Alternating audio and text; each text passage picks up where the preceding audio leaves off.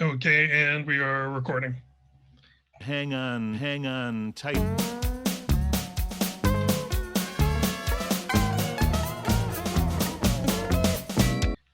All right, everyone, welcome back to They Might Be Two-Headed Giants. I'm Dennis, And I'm Dave. and we are They That Might Be Two-Headed Giants. It's been a little while, but Strixhaven's out. I've been a little salty with the client, and I swore it off for like 5 days, but I'm very addicted. And what do you think about Strixhaven so far? I think it's a really good limited set. I think Learn Lesson does a lot for the format, even if you ignore everything else going on. Yeah, I think it's really cool. I started out very hot. Um, I think I won 3 of my first 12. I 7-winned. But what I found this set is that it's like a lot of the guild-based sets, very high synergy. And so um I think I have more 7 wins than 4, 5, and 6 wins combined. Like I'm either like 3 wins, 0, 1, or 2, or 7. And so Yeah. at one point I was 58% win rate and I crashed because I've just had a really bad run at 52%. So barely above average at the moment after just like, and again, sometimes things don't come up. I think like being in the open guild is super important. And sometimes you'll see, I've seen 15th pick Owl Wardens. Those like 5 mana 3/3 flyers of ward Oh yeah, yeah, 3 yeah. life. Yep. That's like that is like the premium 5 mana finisher in that deck. And you could get those 15th pick, and I wasn't there. And a Yep. lot of those drafts then I found I was getting cut. And sometimes, I mean, it's definitely complicated. You can make the wrong choice in getting a lesson and everything. So there is rewards for good play, but a lot of times, like I look at a deck and I can kind of guess where it's going to be because if it either gets there or it doesn't. Yeah, I agree. It's very boomer bust for me. Like I was on a hot streak, even got up to like 70% win rate during my first Wow. 10 drafts or so. And then I hit diamond and it plummeted back down. But I think a lot of that was, like you were saying, I was drafting decks and I knew at the end, like, okay, this is not going to work. And then I get like 0-1 win.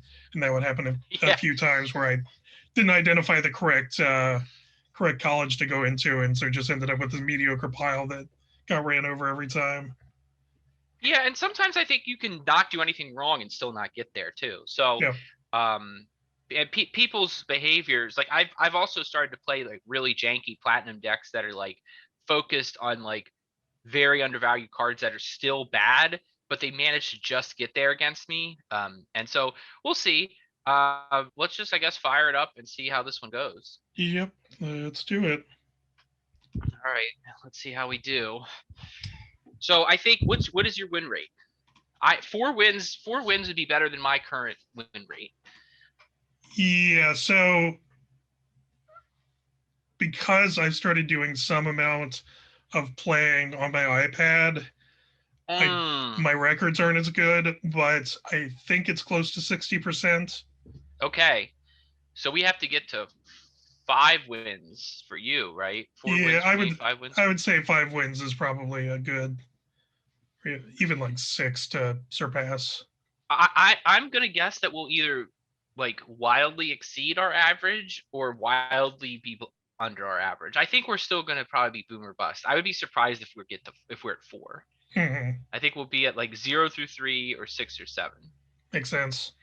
Sedgemoor Witch, that card is amazing. What's it do again? Ward, pay 3 life. Menace, whenever you cast instant sorcery spell, get a pest. I mean, Yep. I can't imagine anything else in the pack being better, but let's just look at the pack so we know what to expect, what we're passing around. Duress is not very playable. Shadewing Laureate, good in that Playable. color set, but hard. Yeah. Zephyr Boots is a very strong first pick actually because it doesn't put you in a color. Mm-hmm. Let's see, Crushing Disappointment, whatever. Pilgrim the Ages, great little card, but probably not where we want to be. Environmental Sciences, again, great to pick because it does so much. It's so good, yeah. It's just like getting the 2 mana learn spells and having Environmental Sciences in your deck just like feels so good against that variance. But we're going to be in Sedgemoor Witch, and we're not really passing a pack that forces anyone in one direction. So we'll see what comes back. Yeah, so I'll say this card is probably designed for Black Green Witherbloom, Yes. but that has been my least successful college by far. So, yeah, I haven't seen anything great. What do you think about this pack? So Mage Hunter's Onslaught is a perfectly fine removal spell and keeps us in our Mm-hmm. color. Quandrix Fledge Mage, is like going with this would be green black. It would be in Witherbloom. I think is also good. Frost Trickster might be the best card in the Frost Trickster. Symmetrist might be the best cards in this pack overall, but they go in kind of various degrees less. I'm okay Probably, taking Mage Hunter's Onslaught. I think staying in one color when they're that close, like yeah, I think Mage Hunter's Onslaught is a B, and maybe Frost Trickster and Symmetrist are B pluses. So in that it's probably sense, about right. Yeah, I would stay single color, especially when blue black isn't even a thing. right. Rush Rebirth sucks, right? That's like a lot of work to not do something that good. Yeah, I've never played it, but I just assume. So, Unwilling Ingredient is like a model one drop. Like it does a lot of things you want. There's counters themes in Silverquill, so it can be a good source for counters, and then it gives you value. But Combat Professor is probably the strongest card in this pack, wouldn't you Yeah, say? yeah.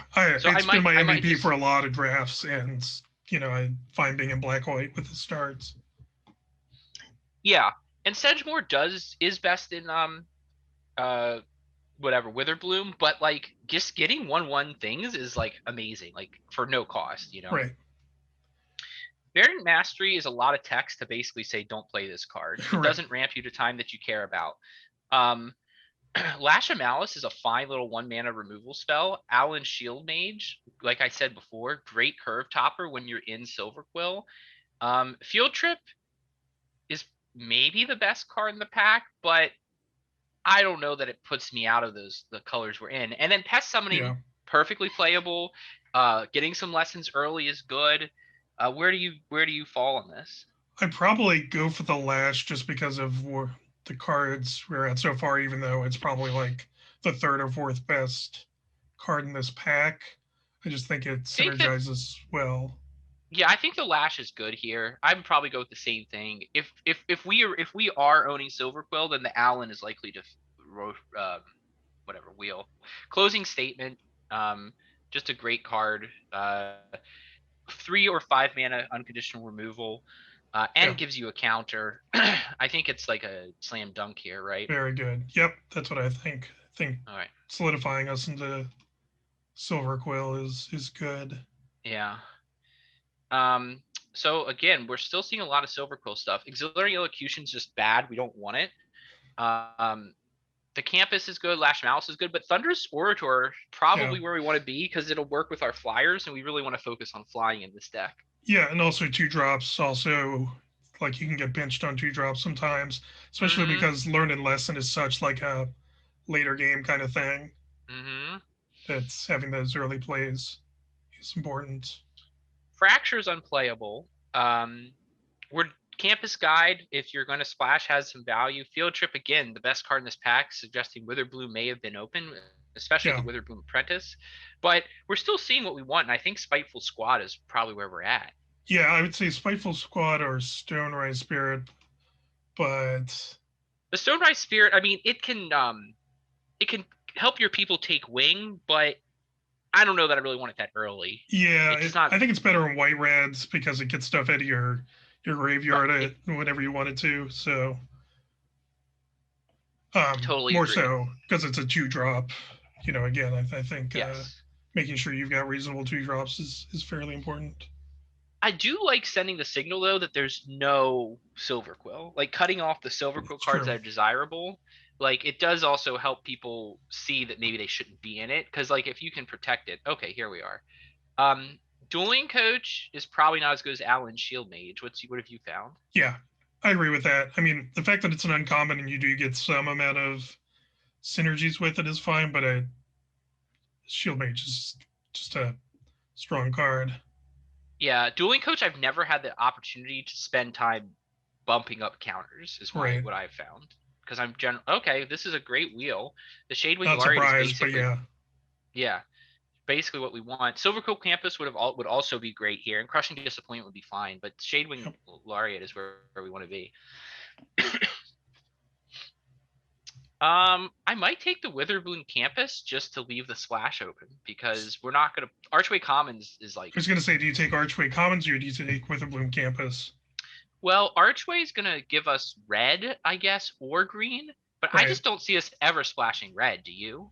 I think it's possible, but I think the scry, like, if we get no Silverquill campuses, we might just run this as a black scry land. So, Yeah, I think the fail case is better in Witherbloom. Unwilling Ingredient, great wheel. yep. Filled up for all the reasons stated earlier. Alwyn Slam another Shield Shield Mage. Mage. Man, Yep, people all play the these Star wheels. Pupil card all the time and then just like jump attack with it, and it just never impresses me in any way. Yeah. I guess I would take the Gambit because it has alternate art. I mean, like, I don't think any of these are going Right. in our deck. And this we said almost certainly not going to play, but We'll just cut off. We'll just like play our color. Ageless yep, Guardian, never gonna play, but that's fine. fancy. Natural Order. I don't Yep. think it's really Pestilent Cauldron. How have you found that to be? Seems Um, disappointing to me. I think the green side is a lot more playable, which means we wouldn't Yes. play it. Well, we could run it and splash green without much cost there. It's a double green. That's true. I don't. This pack is really bad for us though. In general. I mean, you can only have so many 5-drops, and the Shield Mages probably end up filling that role more. But I think this is playable. The Witherbloom Pledge Mage. It's like playable, but I don't want non-flyers that big. I might take. I mean, none of these are really going to make our deck. I might take the Cauldron just as a massive speculation. Yeah, that's fine. It's also a rare, so It's got to get you that 20 gems. Get some gems. I mean, I don't. We could see how it shakes out, but I don't think we play it just for the black side. Yeah, it has use cases, but Silverquill Apprentice is probably what we want to be here. You know. Yep. Yeah, and again, this card has never impressed me, but like continuing to send that signal, and it's a perfectly fine 2-drop. Yeah, I mean, Introduction to Prophecy, we are short on lessons, but I think we're short on 2-drops, and like, it can get us over the hump. Like, if they don't kill it, it does matter. You know, it's not great, but well, I was about to say we have no learn, but there we go. I haven't seen this card in draft until right now, so I'm very excited because it looks like an excellent card. It's really good when it's played against me, since it's 2/1, draw some gas. Yep. Now we just need some gas. Yep. And we'll pass. We will not splash Harness Infinity with triple green and it not being that great anyway. Yeah. Hopefully the Silverquill Campus will wheel, because I think there's a good chance that could happen. Yeah. Here, the Eager First Year, if we just want a 2-drop, right? Or we take Introduction to Prophecy. I think we take Prophecy. We got our first learn card, and this is, it's one you definitely want the option of. Yeah, and I think it's we're doing okay on 2-drops. I think that's fine. And I would like to take a second one. Wow. So I'm feeling pretty good having 2 of those. Just straight gas, what we want to do. Like, wear down their resources and then come up above with flyers. I would definitely like to see a few more flyers, but I also might wield the 3 and a black life drainer too, because that's come up a couple times. Mm-hmm. We also have a reasonable amount, like between the Sedgemoor Witch and the Silverquill Apprentice of Magecraft. Mm-hmm. So like just filling out. Better cut that Ageless Guardian. That's terrible. Reduced to Memory kind of sucks, but it is a lesson. Introduction Annihilation, I guess it's about the same thing. And Silverquill Pledge Mage, I mean, also runnable, but I'm probably thinking the Annihilation, right? Yeah, I'd take one of the lessons. I guess Annihilation's a little better in our setup. Like, I think, like with Lorehold, I've been taking this higher because it's just a lot easier to trade off with. And spirits like matter. Yep. And you can like get your own stuff. Lash and Malice here, right? Which is some Stone Rise Spirit is back, but I still think Lash of Malice, like just blasting one of their little guys to keep winning a race, is pretty strong. And triggering Magecraft, that makes sense. Yeah. I would not mind picking up one of those Spirit Owl things, though. No, I wouldn't either. We got 2 Lash of Malices, so I think we're probably at the point where we don't want a third. Right. Like it's like a shock, I guess, is how I view it. Yeah, I did get blown out by trying to use it as a removal spell once, where I cast it on their like 2 toughness thing, and they played a pump spell so that the toughness survived, and it dealt 2 extra damage to me. Yeah. I mean, there's some risk there, but I mean, early in the game, it's just that. I can't see the other thing on the right. Oh, okay, Crushing Disappointment or Spiteful Squad or Village Rites, I guess. Village Rites. I mean, there's not a lot of enchantment-based removal, so that kind of stuff isn't as strong as it is in most sets. Yeah, that's fair. But it could be like a surprising way to trigger stuff. It's fine to take something before time runs out, I guess. Let's take the Crushing Disappointment. Yeah. Yeah, getting the draw is good. Guess we'll take that. I hope to cut the Pledge Mage, but we'll see. Yeah.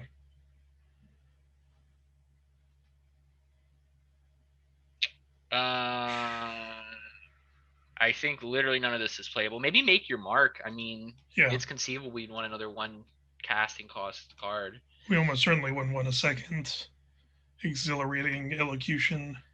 Since we won't play 1, the second's really bad. Probably the Campus, right? Yeah. I mean, we could still use some playables, but just having the Spiteful Squad's.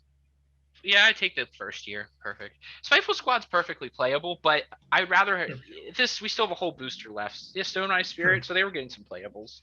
Yep. We should be in good shape to like either work on lessons or lands or whatever. Unwilling Ingredient, great. Wow, I'm really feeling good about our pick then. Dark Ritual, no thank you. No thank you.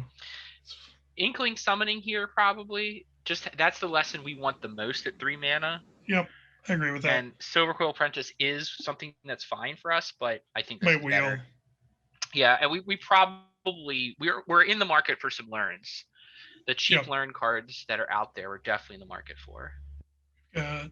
2 professors, and that's it at the moment for learning. Yeah. And the Rise of Exodus, is that the 6 mana removal spell? That's something that would be nice. That's a very good card. Between the learning and the removal. But, I mean, I think this deck could get there. Wow, a lot of good stuff here. So this is the protect all your creatures on one side and expensive but good Wrath on the other. Study Break is also very playable. Umbral Juke is pretty playable. Silverquill Apprentice, but I think we take the rare because it does. It's like a bailout on a game that we wouldn't win, and it's like just a way to go over the top. It just does everything we want. Clever Luminancer is the card that blew me out when someone drafted like 2 or 3 of them with a combo, but I would not play it here. Nope, that's not. Guiding Voice. Guiding Voice is actually playable. Allen Shield Mage. Yeah. I don't know that we need more 5 mana drops, but probably not. But I probably would play 3 of them. Well, it depends if we think learn. I mean, our learn is pretty good, so Guiding Voice may be where I am here. Yeah, well, I think there's actually a reasonable chance we wheel the Shield Mage too. So I think so too. So Guiding Voice is where we're at.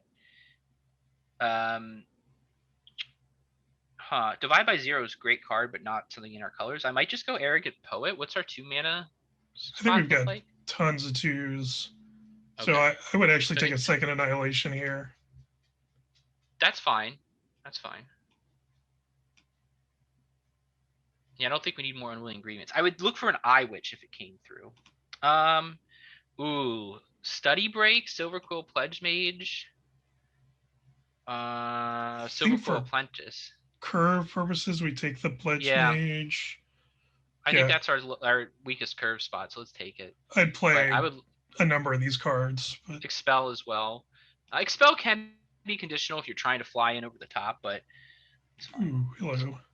Killian Ink Duelist, that's like basically the perfect uncommon to see right here. Yep. It's a I mean, I actually never had it get the swing into attack, but it was certainly very threatening. Yeah. Alan Shield Mage or Spectre of the Fens. Or What's our Pilgrim of the 4-drop versus Ages. or Pilgrim of the Ages? What do our various drops look like? Maybe if we need 3s. I guess we probably do want a 3, right? Yeah, I think so. Yeah, it also gives us some like recursion and stuff, so we can do that. I mean, it's not the best card here. We're actually probably the worst, but for us, we want to keep our curve in mind. Okay, Shadewing Laureate. Yeah, sure. Yep. Then we start to wheel stuff. Take another apprentice here. Yeah. In multiples, they do get better. Yeah. Because if you can like threaten like a huge, okay, let's do it again. Because if you Yeah. can, I I don't mean, think we could take Axis Tunnel, but I've never had it matter, but it could. I think with so yeah. much flying, we're not worried about that. I I wouldn't really play any of this guess, anyway. yeah, go blank, I guess, but we're not going to play it. I mean,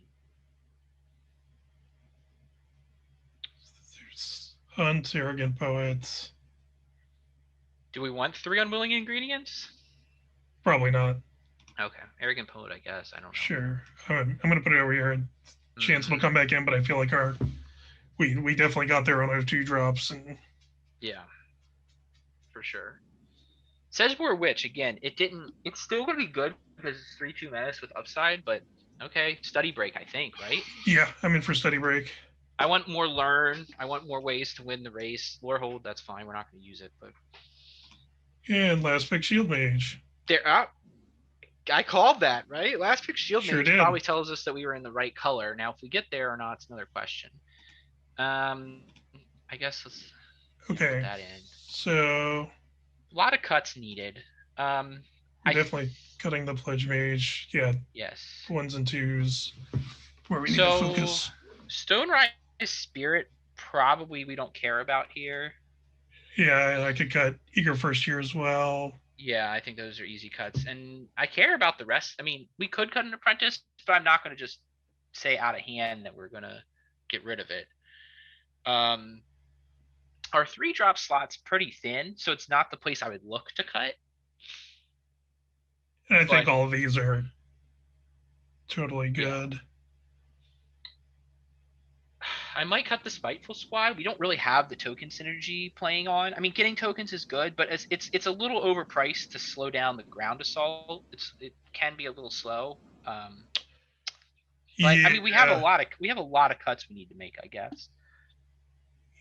4 more. Yeah, I mean, so we're almost like Magecraft Beatdown, right? Because we've got all these apprentices, we've got Killian, we've got the Order and Symbology.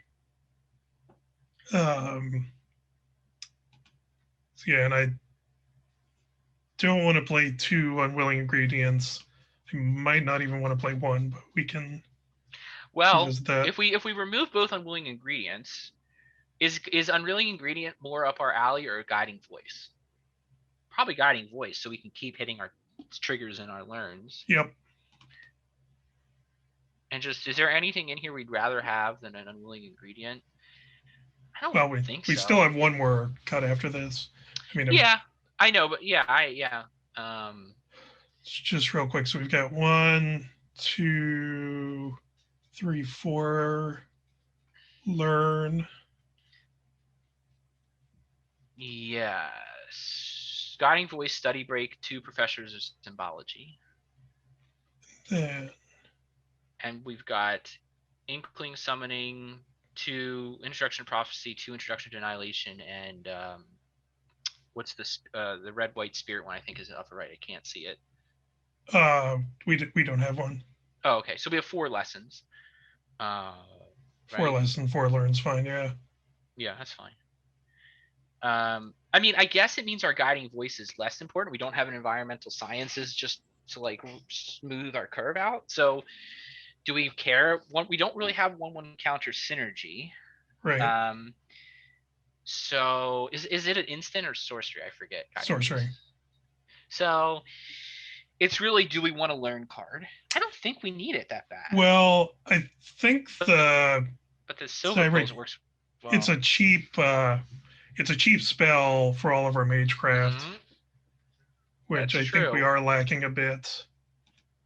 That's true. So then what are we getting rid of instead? Well, I the think we want, alternative, like we could swap it for like make your mark, although that seems a that lot seems worse. worse. Yeah. So what are we cutting though? Because I think we want all of our 5 drops. Crushing disappointment isn't what this deck is trying to do, but having no card draw also. I mean, I guess our learn is our card draw. We could get Right. rid of crushing disappointment. We could cut a True. land. We can't really cut a land, I guess. Yeah, I was debating that too. I mean, I think it's on the edge, right? Because like this is a 3, these Yeah. are our 5s. We could cut a land. I mean, I feel a lot better if we had an environmental sciences doing that Yeah. plan. None of our we do have introduction to prophecy. So if we hit 3, we can dig. We only maybe we do cut the land. 19 white, 6 black. So cut a swamp. The only other thing I could think of is like cutting like one of these Silverquill apprentices. Yeah, I mean the thing about them is they're not super impactful on their own, but if we're trying to get through and we have like a lot of cheap spells, I think having 3 of them, they start to become a real problem for people because it That's means that they're going to yeah, be stuck dealing with one of them. And like, imagine a turn where you Mage Hunter's Onslaught, your team gets the bonus and they're taking the penalties for blocking. It's just going to make it hard to like, win a yeah. race. That's very true. Um, okay. I mean, we only have three 5 drops. And we have some card draw and we have some lessons for gas. So like Yeah, I think we're okay with yeah. this. Okay. Back on. All right. So we've done our draft. We're in Silverquill, which has I've not had a lot of success with, but this is a deck that I feel pretty decent about. Yeah, I've actually done pretty well with Silverquill, but 17 Lands has them as the best guild or best college at the moment, right. which is I mean, I don't and I think a lot of the same people we listen to just personally have not felt that to be the case. Yeah, like LR thought it was by far the worst guild. So Well, I didn't do anything wildly different in that draft that I would have done on my own, so this is a definite keeper. We'll go Professor of Symbology into question mark. yeah, we'll see what we pick up from there. Yeah.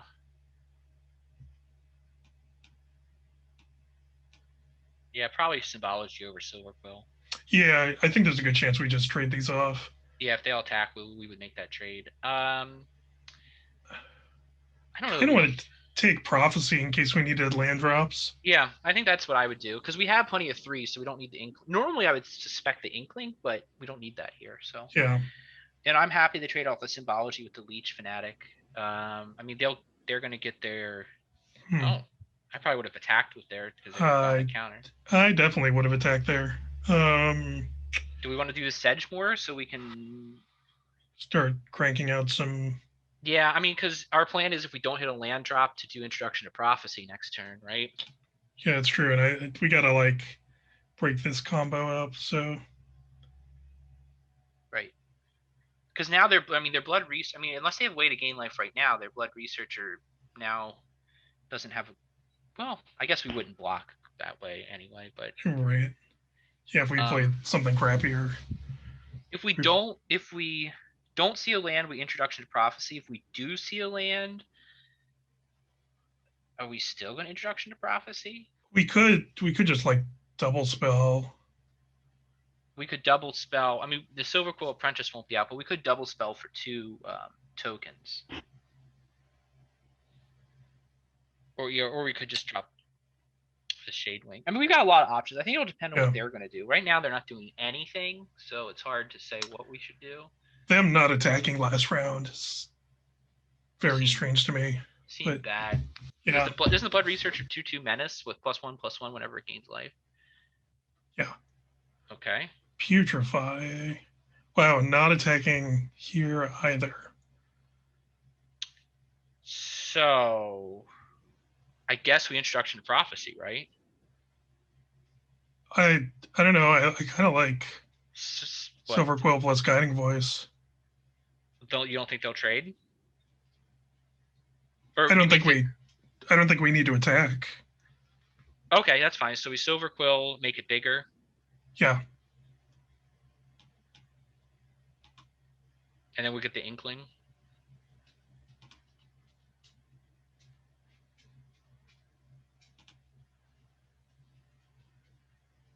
Just no attacks. Yeah. See, now their Leech Fanatic doesn't have an attack. Right. And if they attack with the Blood Researcher, double block, even if they want to do gain some life. trickery, that's fine. I mean, yep. Professor Symbology is just asking to die, really.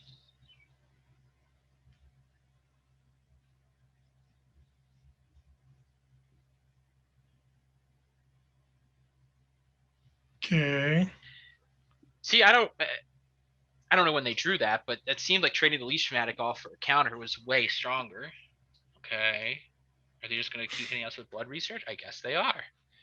Okay. I might Introduction to Prophecy here. I'm not sure we can just stay on 3 lands indefinitely. Yeah. Unfortunately.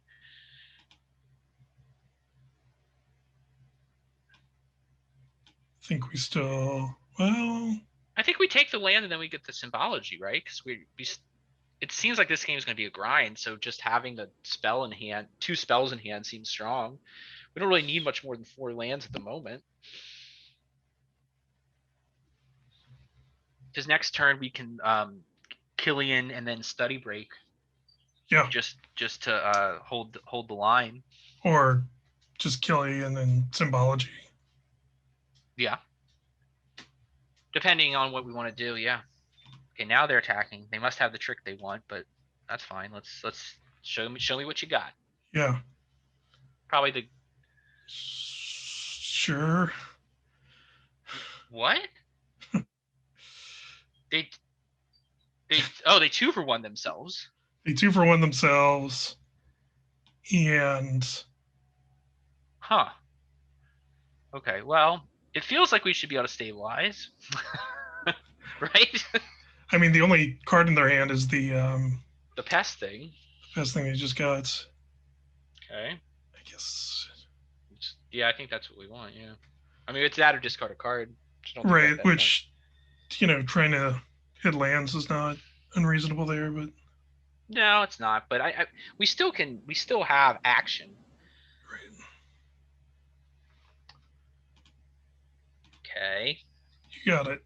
If they want another trick, they just want to get their Blood Researcher big, I guess. But they didn't, like, all these other times. Yeah. All right, they got their pests. So I guess we Silverquill and then plan to Study Break, right? Yep. Works for me. And maybe we are considering discarding a card at this point. It's kind of where I'm at. Study Break. The Pledge Mage?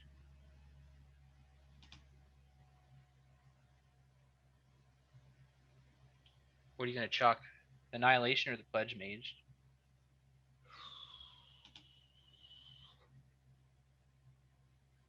Yeah, I guess Pledge Mage isn't doing much here. It's only going to fly over because on the ground there's a lot of 1-drops, which seems terrible. All right.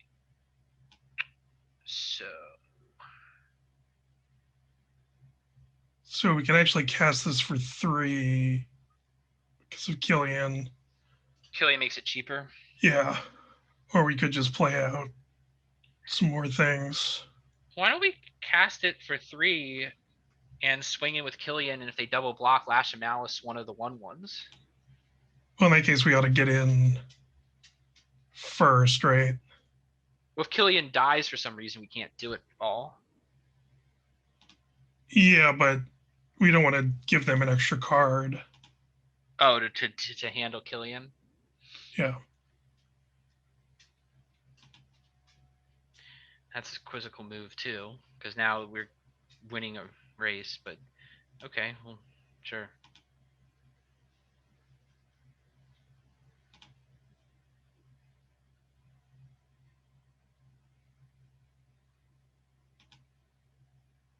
I guess we'll keep Lash of Malice up, but we don't really have anything to do with it at the moment. Yep.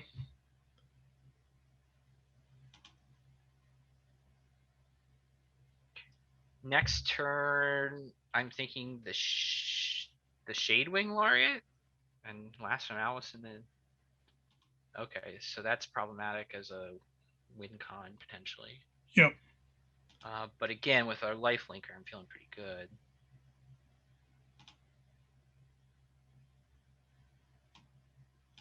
Okay, so we can do.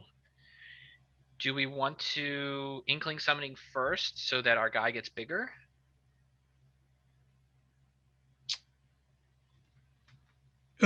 Which guy? What are you thinking here?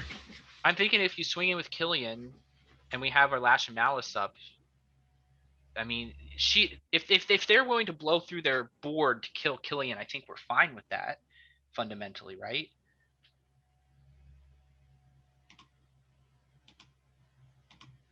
Oh, I was thinking maybe Inkling Summoning first, so that they got I bigger. See. Right. But they obliged us by doing the play that I thought they might block with Dinah Soul Steeper. Right.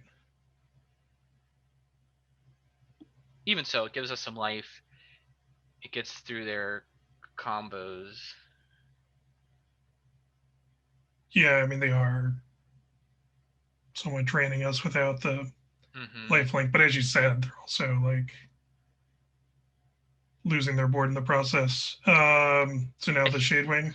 The Shadewing, yeah, because yeah.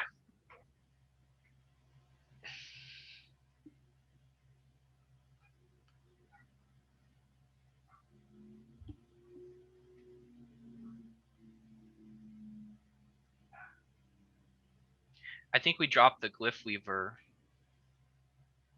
Let them think on that. I mean, we don't really have a way to kill Dinah now, which is we're not going to block that. No thanks.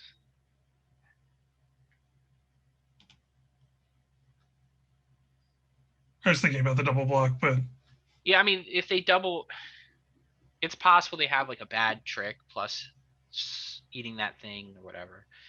All right, so summoning, giving Killian the bonus, yeah, and then swinging in with both the Flyer and Killian. I guess we could play the Glyphwing first, and Glyph Weaver first, in case there's like an attack-based trick or. Yeah, it's on. Just trying to think what else in the format. You could just attack with everything, right? Yeah.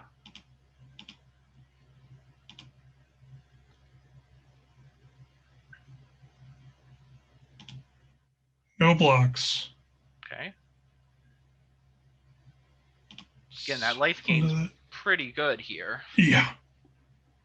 I don't know. We would have some real problems without like the 8 or so life we'd gotten from. We would have had to not swing out. That's for sure. Right.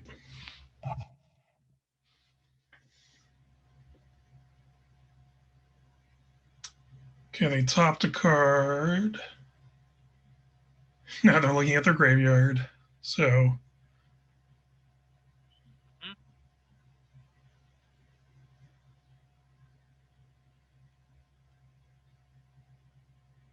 each player sacrifices a creature or planeswalker.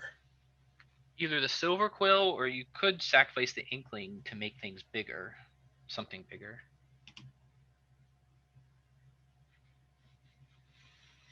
What are you thinking? Probably just the Apprentice, because it's like not doing much on the ground anyway. That's fine. I mean, Yeah, yeah. I that, mean, this is a card that they're definitely up on. It's a good card in that deck, but Leech Fanatic is really not where they're gonna make this deficit back, right. because um, we're gonna be going 4 in the air.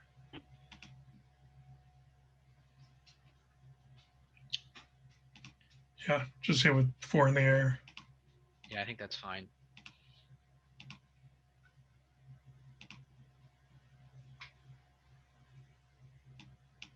Play swamp, best turn.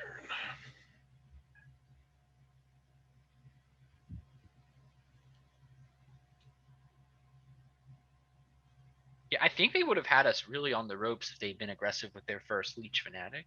Yeah, I agree with that. Because I mean, it took us a while to deal with that menace creature. And why didn't they bring back the menace? Well, I guess We they want the exiled it. life. We exiled it. Okay. Yeah. The blood researcher. Yeah.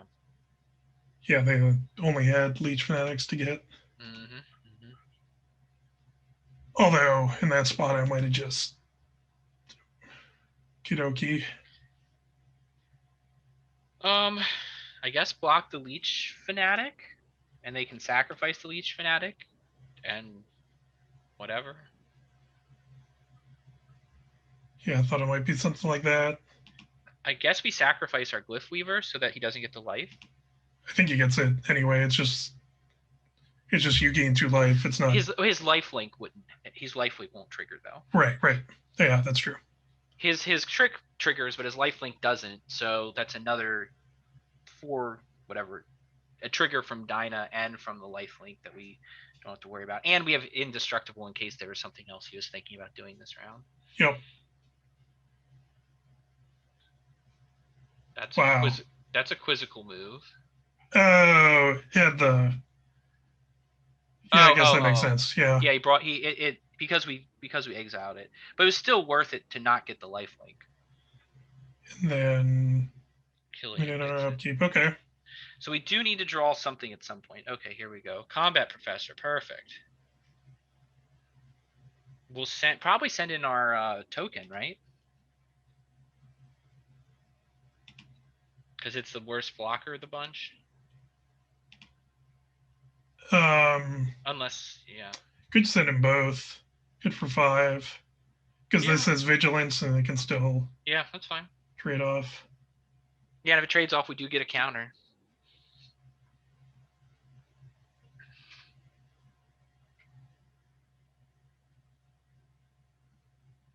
I will say I would, yeah. Despite a number of plays that I find questionable, they're still very much in this game. So. Oh yeah, I mean, yeah, they definitely could win this game. This is, I mean, I think I not talking to them, I can't be sure, but I don't think that they've made the right plays based on the information we've had. Yeah. But what's our land count? I would say we're probably slightly favored at this point. I mean, we've drawn more lands, we have fewer in our deck, and we have a slightly better board. He has 1 more card in hand, but that's just for his turn, basically. Right. But we have 8 lands, so we're 50% of our lands have been drawn already. They are scrying, which changes the equation a bit.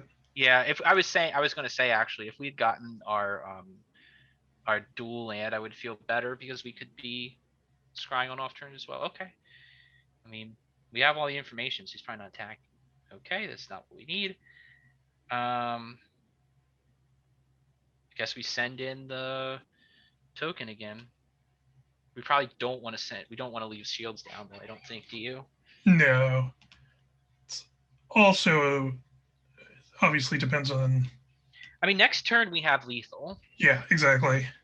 If they don't, I mean, you know, assuming they don't do something silly. Okay, they are. I mean, they have a ton of life gain on board, so.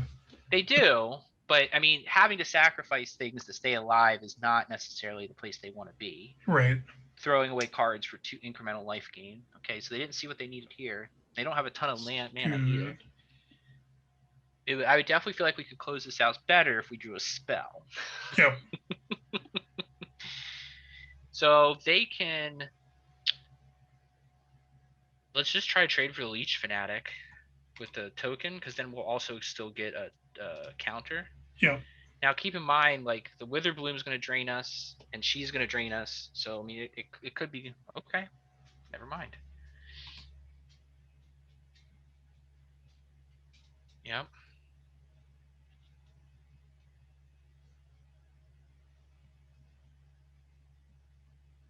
Oh, was that the instant or sorcery land? Yeah. Okay, well, it's a body, so I guess we just go with the Shade Wing and then cast the Silverquill, right? Yep. We probably only attack with it, right? Yeah, because I don't think it really We changes the we still have lethal next turn clock.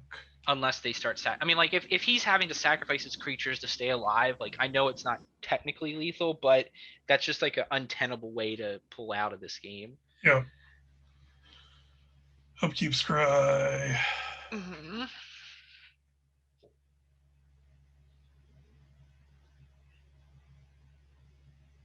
Tops the card. Okay, And probably then Mage Hunter's Onslaught. passes. Oh, that's fun. Do we want to do it after we attack or before we attack? Probably before to get. Is it an instant or sorcery? It's an instant. So like So we it could could also screw up their math. But if it's is there any main phase thing we want to cast? There might be. yeah, there probably is. Yeah, and This also gives us 2 4 lethal cards. Yeah, in 2 the towards the air. end. Okay. So we're yeah.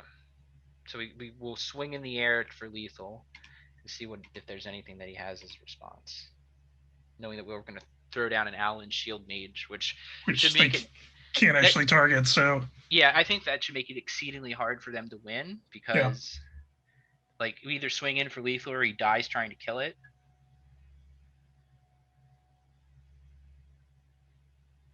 He might have like Mage Hunter's Onslaught or something.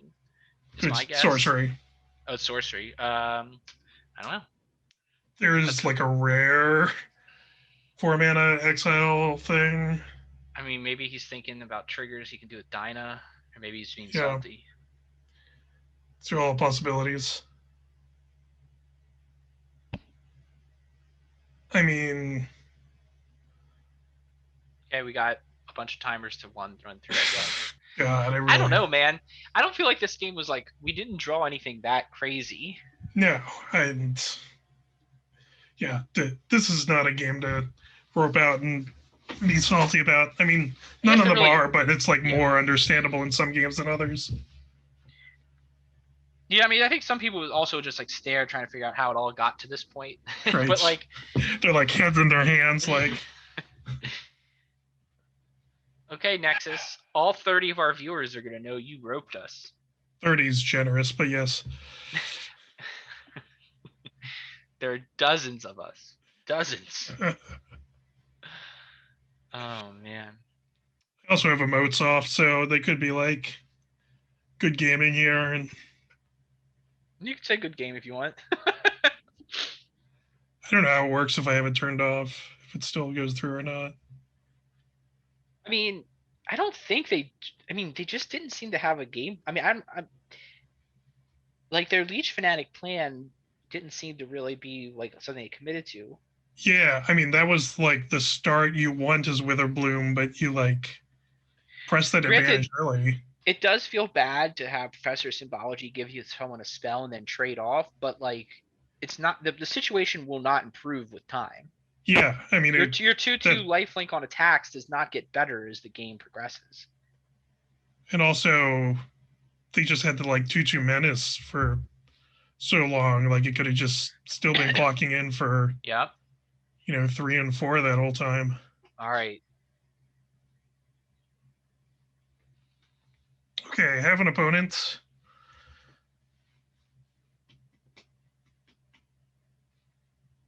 Got 2 planes, a swamp, Killian, Silverquill, Pledge Mage, Slash Mouse, Ellen. He's a keep. Play a swamp in case I want to lash turn 1, but that's probably unlikely. Yep. Plains, Killian on the play, turn 2. Sounds good. Yep. They have red whites and they played the illustrious historian. So just sneak on past that with 2 lifelink. Play the pledge mage and pass. I guess if we 2-drop turn 2 Killian every time, it does feel like a strong play, which since he's Oh yeah. a great card. Yep. He's as long as he remains basically a companion, our deck's very good. Silverquill. So if I play Lash, I can give this guy flying and yeah, I think you want to Lash to get in the extra damage, or you could also just give him lifelink and offer the trade, which might be worth it actually. Like we're happy enough with that trade, right? Yeah, that's reasonable. And the lifelink just is going to keep putting us further ahead. 6-point life swing here. Oh yeah, I mean I think we're really happy with that. Yeah. And we got the Allen coming in. Killian being able to keep getting in is good. Yeah, we'll just get in with Killian here. Or we'll get tapped down. Okay. Never mind. It's a reasonable play. Yep. We'll play the Allen and then got the Pilgrim to thin us out later and continue being annoying.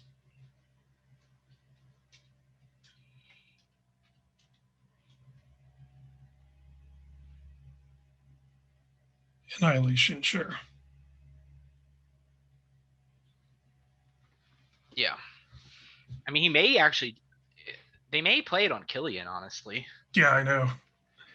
Because the life, if they have a non-pure control strategy, the life gain does matter quite a bit. Yep. Okay, main phase, get your tap dude back. Maybe not where you want to be. So I guess we just attack with our evasive guys, yeah. Yep. And then we play all of our cards. Dump our hand, yeah. Yeah. Do we keep the planes so that we have a lesson opportunity? I don't. Do we keep the planes in hand? I mean, nah. I don't think so either. I think that having the mana at this point is fine because we want a lesson for a card. Yeah, and like a lot of when you do that looting is when you're searching for a land or something, anyways. Yeah. Wow. Whoa. That's going to be tough on them. Although drawing a plane's not where we want to be. Oh well. I guess we just play it and swing. Yeah. They're just gonna have to. Well, this is effectively a 2-for-1, or they die.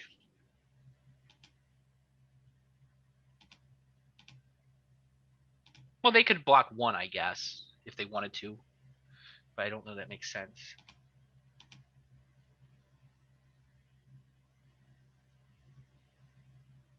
Short of a board wipe, I don't see how they win.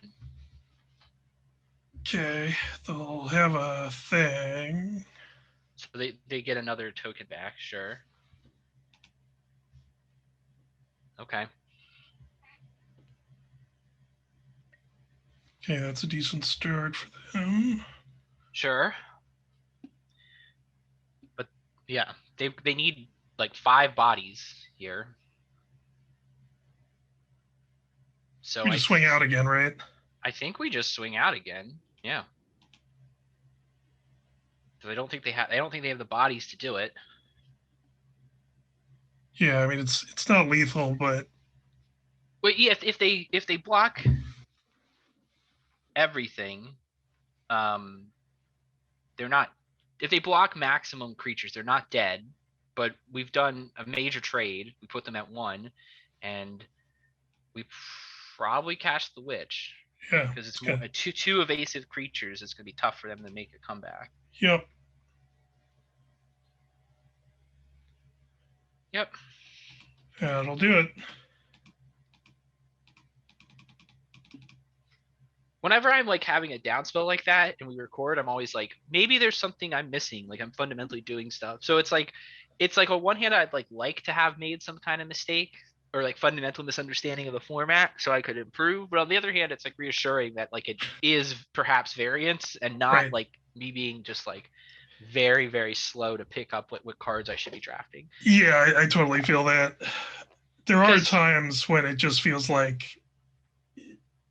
you're getting like things are just going wrong over and over again, and mm-hmm. other people's, curves and everything just always seem to come together, and you're like, why am I doing so poorly? But also, just like best of one limited is just like so many coin flips, With mysterious hand smoothing. with mysterious hand smoothing and like,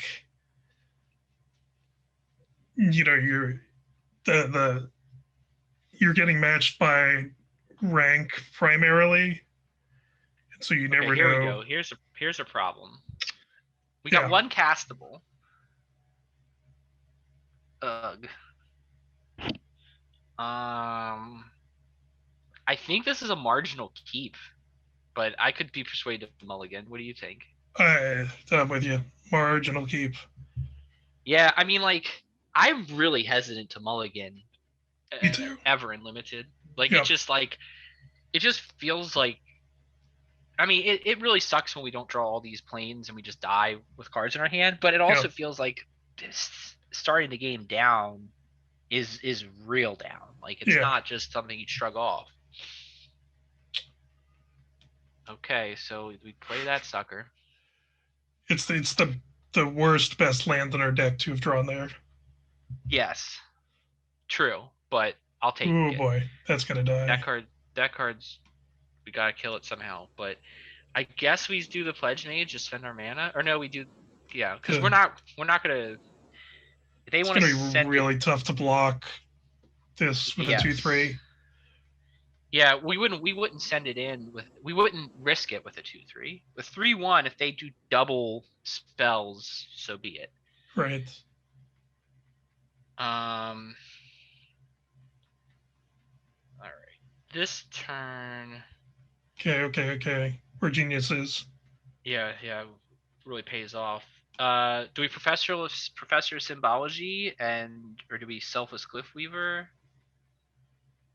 I like I like There's using all my mana well, so like selfless plus guiding voice. or holding mana up for study break. Yeah, but this just doesn't seem like good. Like, Maybe we okay. And then guiding voice on the pledge mage and send it in with lifelink or send it in on the sky. yeah, I don't want to just trade it off for the pilgrim. So No, yeah, send it in the sky. I could also have seen doing the glyph weaver just because it would give it a big butt, but I yeah, think we want to take the annihilation. yep.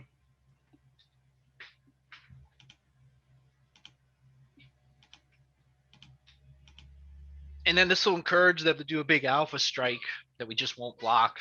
Like if they want to hit a bunch of stuff so they get some damage, force some damage through because they know we have instruction annihilation.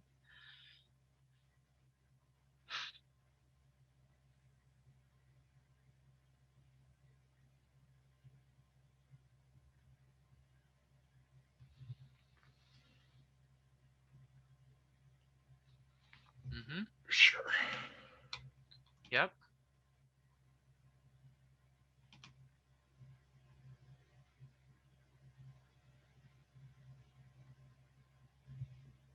Depending on what they do, we could also professor symbology and then study break next turn. Oh wow, that's so good for us that they. Huh. I would 100% get in with the pilgrim there. Yeah, I don't. I mean, if they want to, if we want to, the pilgrim can recur if the game goes long, and the glyph weaver cannot. So, do you thinking just annihilation, or that we do the double spell? We could also symbology with grab an inkling too. Not bad.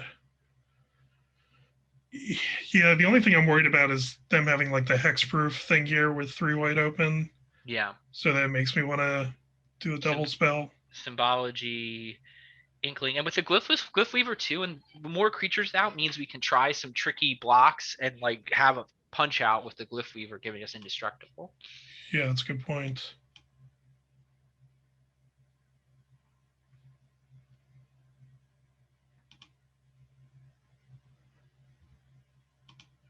6.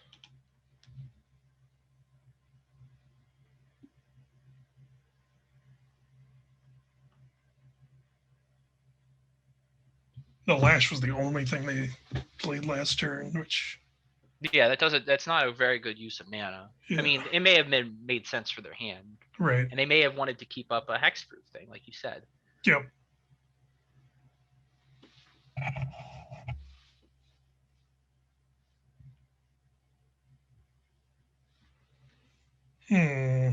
But they want. I mean, they really want in this setup. They really ought to want to go wide because the Light Scribe rewards that. Right.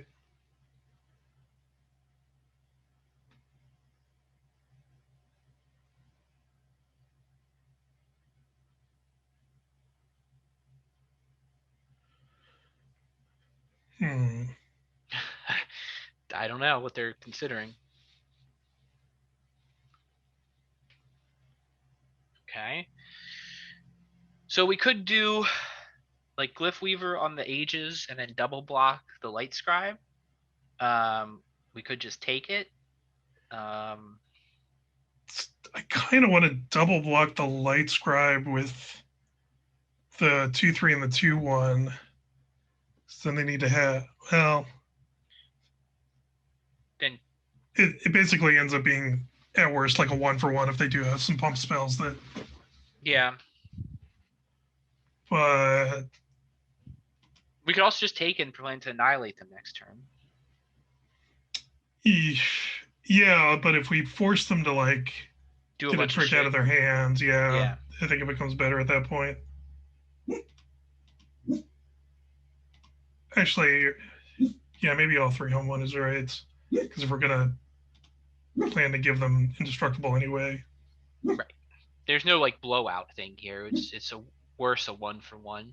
Unless he like gets his toughness really high and then it's like still a 1-for-1, I guess, with tricks and whatnot. Right. Lash of Malice, I guess, could penalize. Yeah.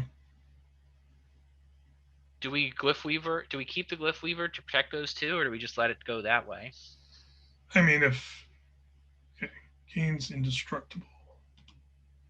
Okay, that spell sucks, but so be it. So we definitely sacrifice the Glyph Weaver, and we are in a 1-for-1 scenario.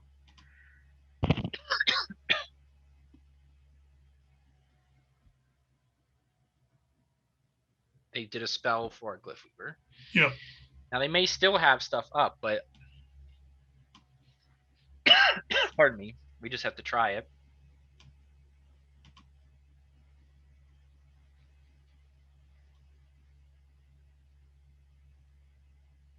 There you go. Okay. I think we just swing in, right? Yeah, I think so.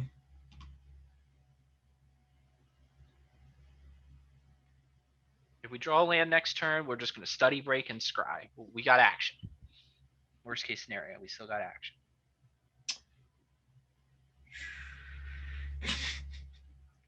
Post combat expel. Interesting. 2 life is overrated. Guess so. Okay. Okay. Yes, sir. It's good. So, Killian, leave mana up for study break, or scry and then go. Killian. And then we have our choice between study break and scry when we get to that point. Yeah, I think we almost certainly get a study break because then we can get the card draw spell. Yeah. I think that's what I would. I mean, I don't know. Maybe there's some scenario that changed my mind, but I think I'd probably study break here. Like scrying is definitely not preferable. Right. Saves us some tough decisions. Like if they tapped out and we know we could trade 2 for 2, maybe I wouldn't study break, Sure. But I don't think it's likely.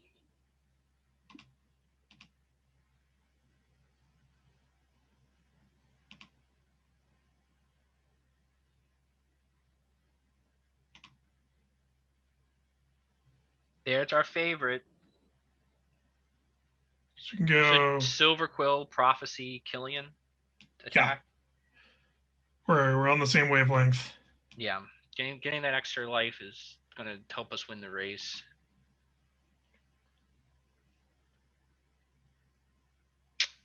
Shield Mage probably, but we'll take them both, right? That's what I was wondering. Do we bottom Pilgrim or do we just? Pilgrim, I mean, we have the mana to make it super big nuisance and cycle our deck. Like It's I true. don't think it's a bad. Yeah, that that 6 life swing feels like a pretty big swing right there, Yup. and his extra evasiveness.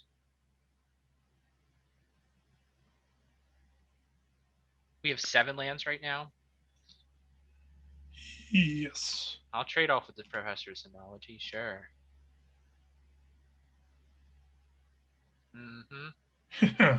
Okay. Ah, I see you, Achillean, and raise you, Achillean. So I think we just do Alan Shield Mage, right? I think we can do both. Like if Oh we yeah, we do Pilgrim Pilgrim get a first. land. Yeah, yeah, Yeah. yeah, yeah. We're not getting in with anything, I'm assuming. No, I don't think so. The Shield Mage is a big body that they can't stop really, Yeah. and Pilgrim of the Ages, like we will trade that off for anything. I mean, they can go in with their Killian, I guess, But then we but block with Pilgrim and Shield Mage. we block with Pilgrim and Shield Mage, and like unless it's a trick, even if it is a trick, like they're probably not gonna. I don't see a way where we end up in really bad shape in that scenario. Or we could just have a roughly identical board. Oh, I Yep. should have upkeep scried there. We can hold that in our hand and keep the bluff. Yeah. We could also swing in. No, they have a 3/3. It doesn't make sense with the Pilgrim. So I guess we just pass, right? Yeah, unless we want to trade off Shield Mages. Yeah, let's offer them the trade because we have something in our hand. So there's a chance they'll just not call our bluff. And I think we're good trading damage here.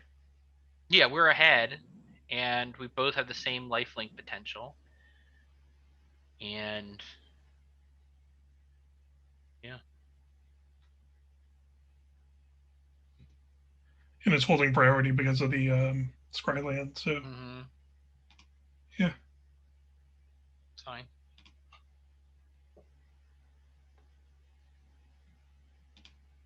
I mean, our Pilgrim of the Ages make it respectively, so it's like trading on the ground is not that great because well, theirs is slightly better, but ours we just trade 6 mana, send it back, get another planes, like in the deck, have another body come back.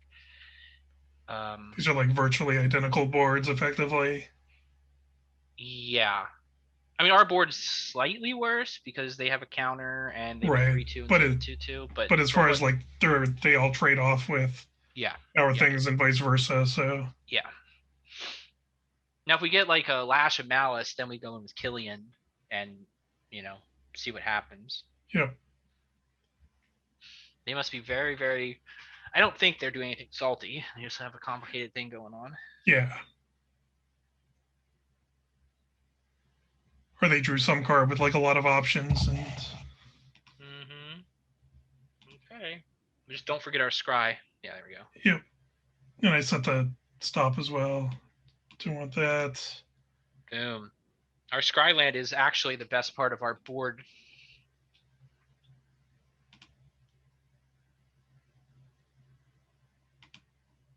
There we go. So do we go in with Killian and the Pilgrim? Or do we just go in with everything? Or do we just kill their Killian and swing with everything? These are all good options and good questions. So if we kill their Killian, they either have to they take a bunch of damage. If they have a trick, we see it, and we move on with our lives. Right. And the life gain is like the thing that's the most critical here, I think. We just don't want him to block. Give our Killian, yeah.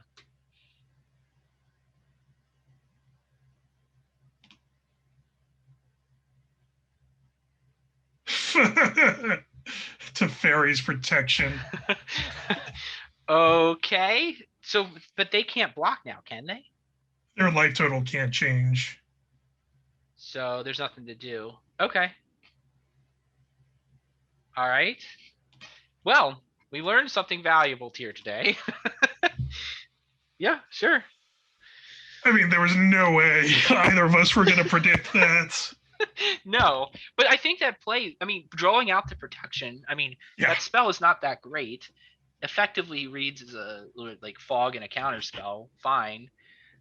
Back to on a board stall with a scry land, we're in a better position. Never mind. So that's unless we get some action right away, we lose. Right. I would have probably attacked with Killian in their shoes. I guess we want to double block with the Pilgrim and the Apprentice. Just to win other board down. Yeah. And we can get back our Pilgrim if we don't draw action.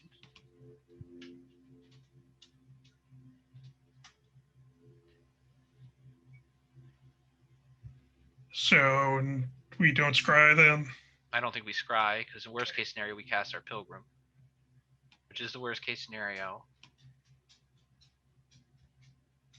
Now, we may want to just send Killian in and force a trade. Is that... No, that's bad, right? Because then they just keep... Like, they can start getting back in with Gillian and giving it counters? I guess so we want to have the block available for Killian? I mean, yeah, I guess yeah, so. Because we can't race it at that point when their thing's getting better every time. Yeah. I mean, we're getting a lot. We're running out of lands here, so we should see some action. Yeah, let's see, that's 9. But 10, I think sparring, I mean, as much as we don't understand 17 lands, sparring regimen is definitely the highest win rate card in the set. Oh, really? I hadn't looked at that. That's good. Also, card draw spells very good for them. Yeah. I mean, we probably lose because I don't see us getting 2 cards plus a sparring. I think we just ignore it because we don't want to lose our ability to block their Killian, right? Right. Oof. Brutal. Probably. I forgot to upkeep Scry there as well. But... Yeah. Well, we'll be able to end step Scry. It's true. It's basically the same thing. Yeah.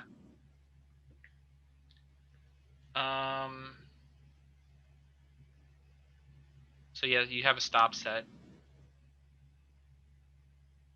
So if they swing with the Pilgrim, we still take it, I guess, and just pray that we get some action.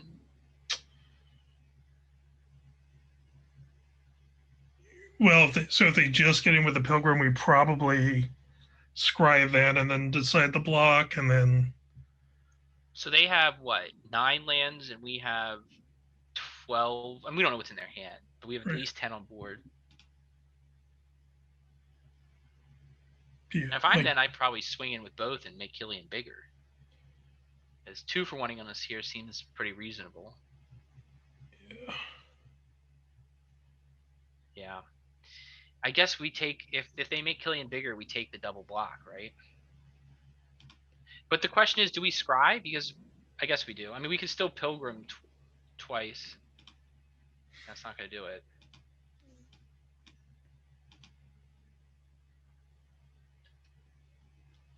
We'll kill Killian, assuming they don't have a trick. And then we may not want to... I mean, if we get a Spirit we can bring back our Spirit of the Ages in 1 turn.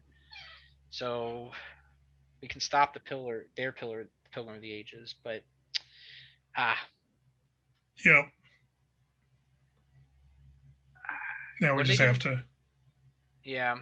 I don't see it. I mean, we can't win this game. Probably not. Don't think... Yeah, that would have been good like 2 or 3 turns ago. Mm-hmm. Why not? Up lanes. Yeah, bring back the Pilgrim. Yeah. I mean, that game is like, that's perhaps the best, one of the best cards out of parity they could have had. Yeah. All right. Keep on going. Let's see who gets good cards. Yeah, I mean, we decisively lost the top deck war there. Yeah. I mean, I don't think that we made any. I mean, we missed a couple of upkeep scries, I guess, but Yeah. I don't think we.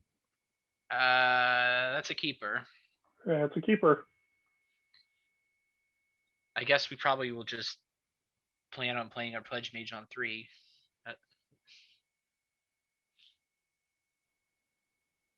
All right. Oh yeah. Everything's turning up us.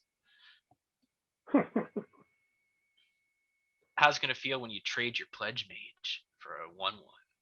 What's this guy do? He's the like nerfs enter the Okay, battlefield. well,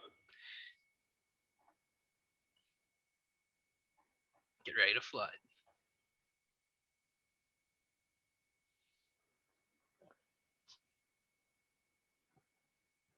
It kind of feels extra bad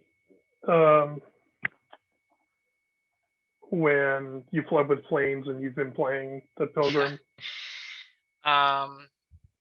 Combat Professor and swing in with our Pledge Mage. Yeah. Hey, buddy, who's winning the race now? Ha ha ha. Slam.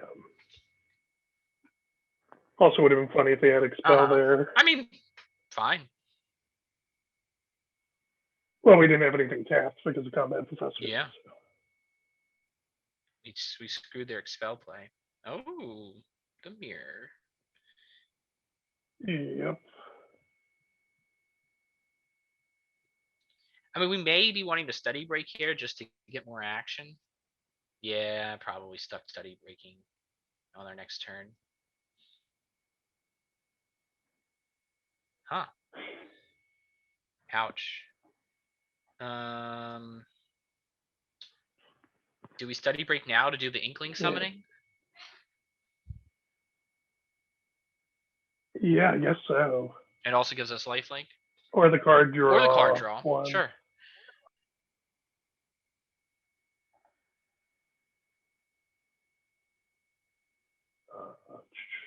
Yeah, like the Inkling doesn't match up against Yeah. the 1/3. I Yeah, think that's is the true. big. Yeah. It's true. Lifelink, I guess. Okay. Sedgemoor Witch first.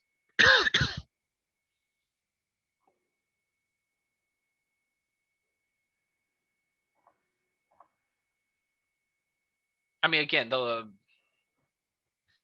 we're getting a buffer here based on our Pledge Mage getting in. Yep. We'll see what they do. I mean, definitely we'll cast the Sedgemoor Witch, and do we have have we played our planes yet? Can we play a land yet? I don't even know. No. Yeah. We saw So the we land probably just drop. double with Pilgrim. I think like we're not like killing the Star Pupil and making that a 2/4 is not necessarily something we're interested in either. Yeah. I mean, it'd be nice. What did they do? Oh, it killed that thing. That's the thing it does. Yeah. Well, we didn't have much of a choice. Yeah, I mean, we could have let the flash, but maybe. I mean, I don't know. I think we. It's fine. Everything's I mean, fine. yeah, it only is a thinning thing at this point. We didn't need the land. Yeah, that's true. I don't know that. I mean, Roll juke.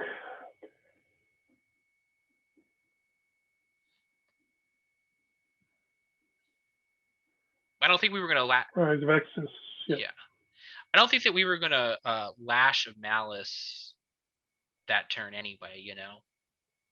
Well, we would have had it up for their turn if we could have gotten the We could have gotten a 1/1 dude. That's true. Yeah.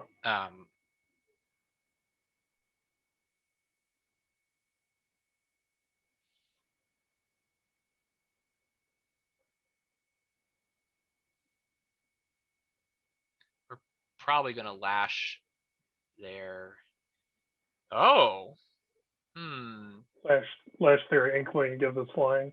Yeah.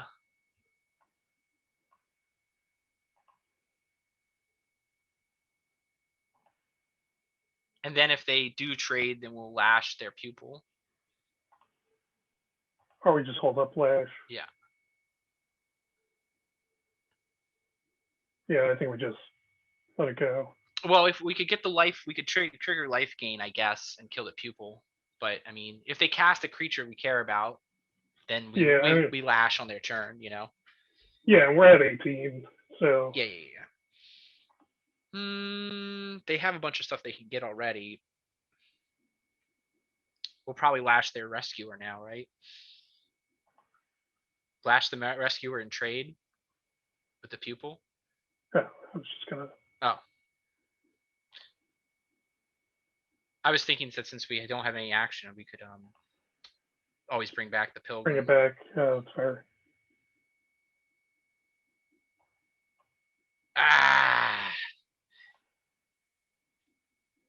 Yeah. We wouldn't be able to recast it, but we would have been able to keep getting them lands. Well, if they're gonna play that thing again, let's trade.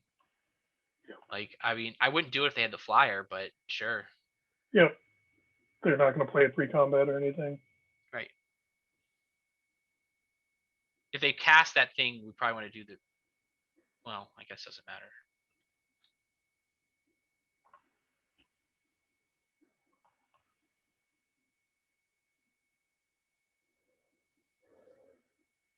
Will that kill the professor symbology too? Wait, it taxes it, so we have to pay 2 extra. Okay, so yeah, we'll cast the professor symbology.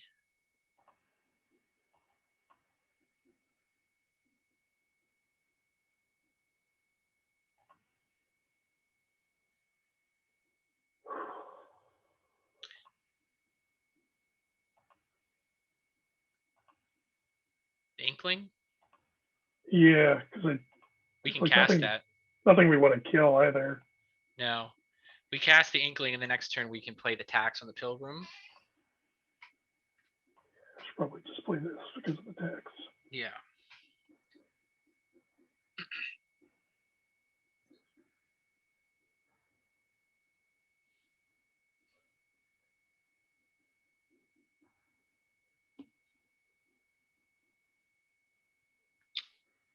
Would both those counters go to the proctor then? Yep. So you just don't want to block that. Yeah. And I'd rather trade pilgrim for it anyway. Yeah, what a combo. My God. Just a rolling set of counters. Ugh, so strong. I still think this card is garbage. Oh, I think it's bad too. Don't get me wrong. Yeah. I sense the sarcasm in your voice, but.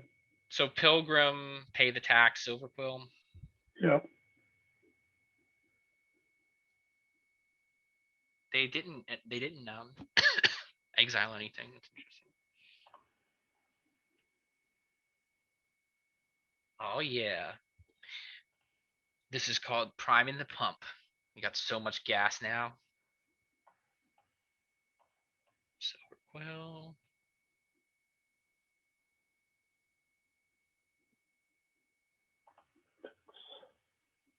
Okay, we got 6 lands left in the deck game. One would think we'll see something good. One would think. So now I kind of want to trade off. Yeah, that's fine. We trade off for the card that we can bring back, and yeah, they have a 3/5, but we can do this all day. Right. And if they attack with their 3/5, theoretically our board. Okay. Good for them. They got to pay the tax. Oh, that's good too. So we do this, we can get the annihilation. And kill the proctor? Yeah. Okay. We're going to pay the tax. Do we have the money to pay the tax and do it too? There's no tax on. The learn? Yeah, because it's just a creature. Or it's just okay. a spell, not a creature. Okay. Gotcha. Man. rid of that. And then we attack with symbology and the Silverquill. In which case, probably pile up the. Yes, yeah. Make it more agreeable for them, or more tempting for them to chump. We probably don't send in the Inkling. I mean, their star pupil has less things to star in without this pillar drop rescuer. Okay, they took it. They're not at a great life total. And even on land draws, we do have some action. And they have a million cards in hand, but. They have a million cards in hand and Introduction to Annihilation. Okay. And expel, apparently. Uh-huh. Are they going to expel our Inkling? That'd be great. I would think that they might. I mean, if practically they skull clamp. Yeah, I mean, Pilgrim of the Ages, if they're really sick of it. Okay. Ooh, okay. Combo. Well, we're going to get in for 3, too, and put them down to 3, so they're... Unless they get a summoning air with their learn card. That's true. That's true. Nope. Oh, maybe they're splashing, and that's the issue.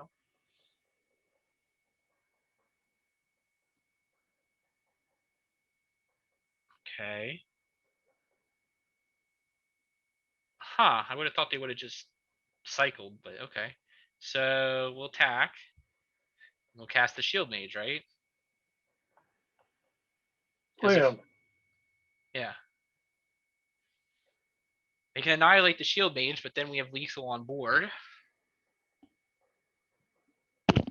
We're at 15. We're at 15. We're not really worried about the crackback at the moment. Okay. Okay. That's relevant to their interests. We can't really block it because we don't want the Shield Mage to become a 5/5.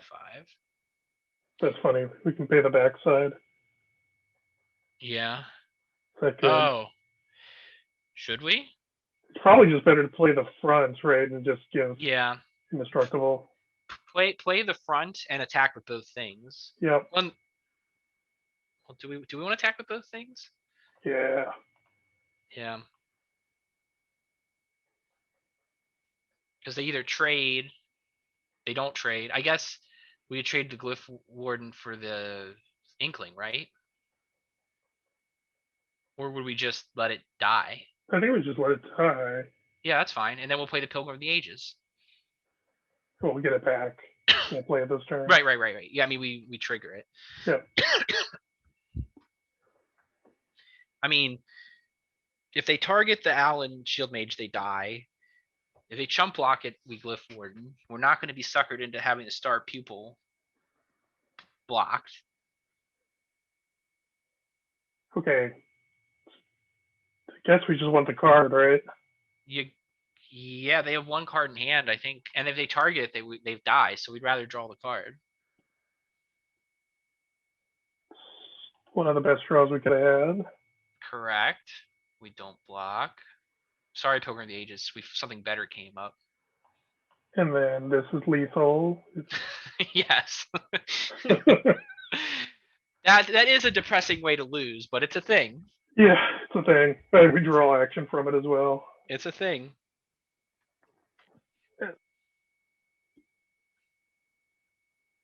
Yep.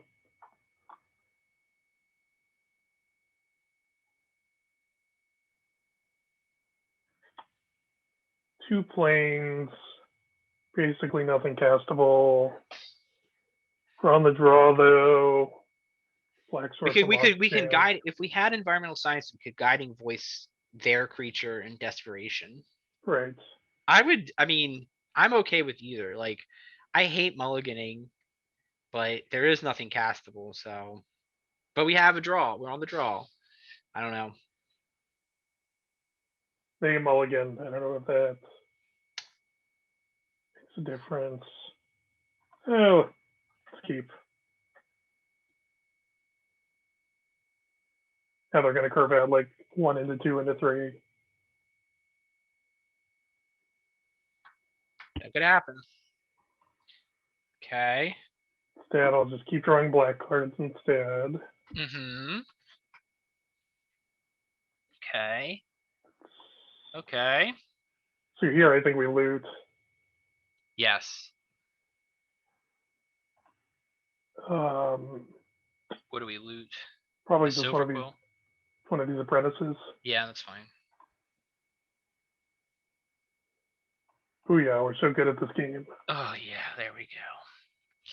And then when they get lots of tricks for their lore hold person, we just lash them out. My God. I kind of want to just take it and see if they play something Yeah, else. yeah, that's fine. 2 damage isn't the issue. If they did a trick or they cast another spell, I guess we'll probably just lash it now.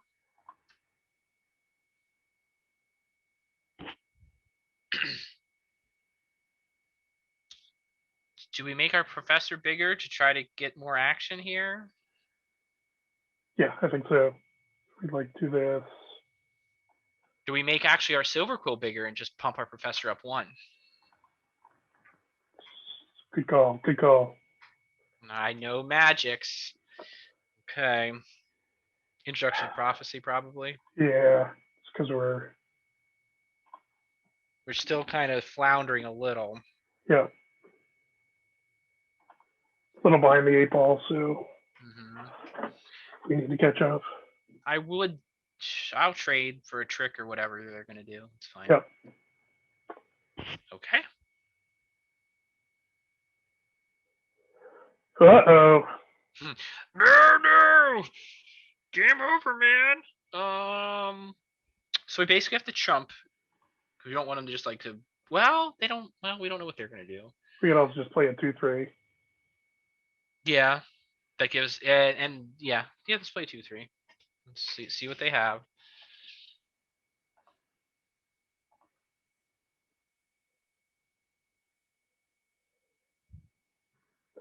They also don't have any spells in the yard right now. Right. They would have to play a spell and then attack with the thing.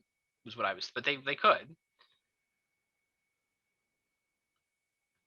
I guess we double... Well, no, we don't double block. I guess we just do the Glyph Weaver. Yeah. See if they have a trick.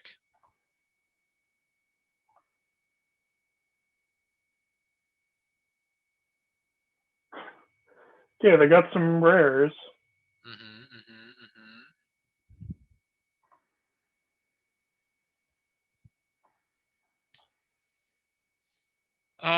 Shield Mage?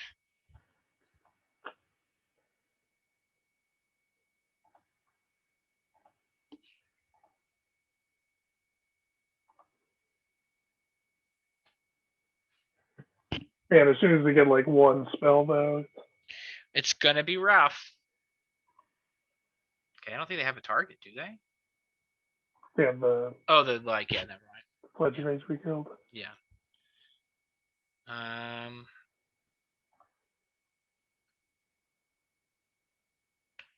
Shield Mage? I mean, I'd love to double spell, but we don't have the mana, so I'm guessing Shield Mage is the move. It's gonna be tough for them to... Yeah, we attack with this one. Yep. And then the hope next turn would be Shadewing, Introduction to Prophecy.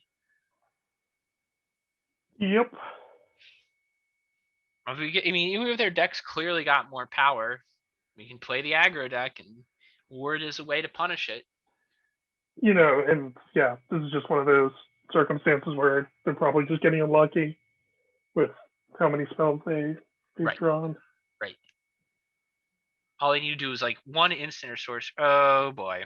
Oh geez. Oh boy. Oh geez. And it's got lifelink. Damn. So they got no mana up. They are gonna learn something, and they're gonna be able to.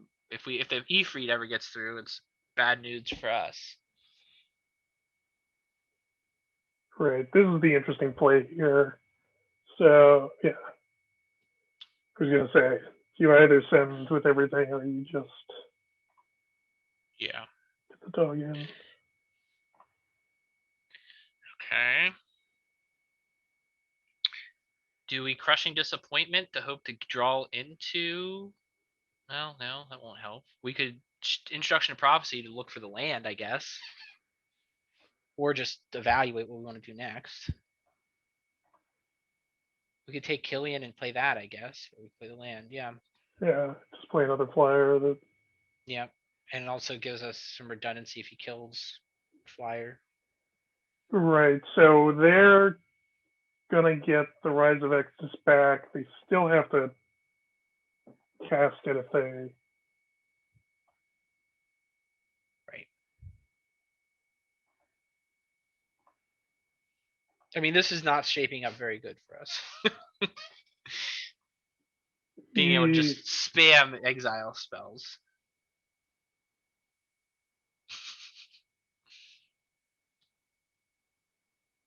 But the EF, yeah. I mean, Yeah. they probably just want to take rid of the Shade Wing. Okay. Or not. Wow. Okay.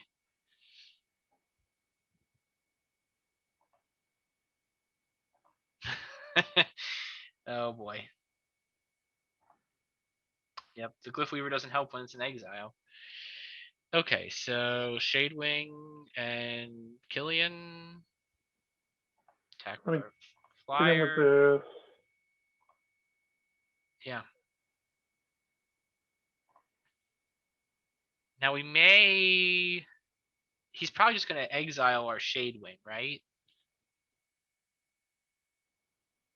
So Yeah. maybe the Glyph Weaver.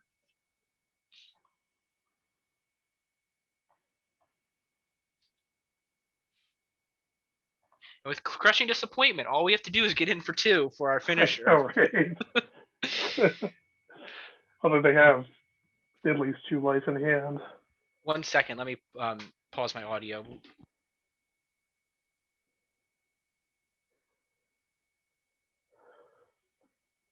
Okay.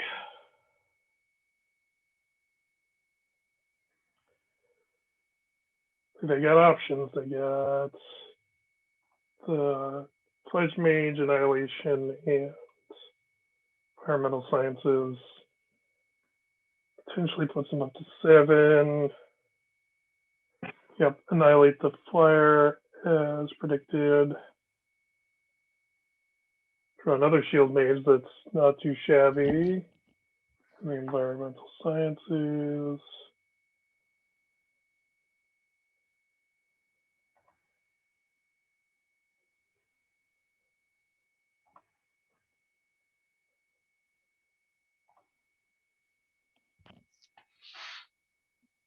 All right. So they're going to get either Annihilation or Environmental Sciences back. Like the Allen Shield Mage, we can force them. Yeah. Yeah, just force them to keep giving us cards and lowering their life total, I guess. I mean, again, this is one of these scenarios where keeping Crushing Disappointment in our hand does help our cause. It's so funny that it's like a direct damage spell. Okay, they did not get back the Annihilation.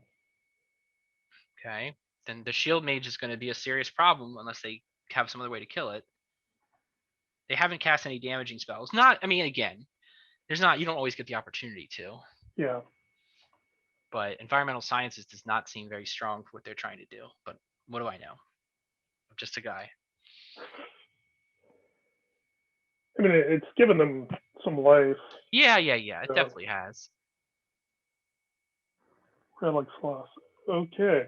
Actually feeling pretty good about this spot all of a sudden.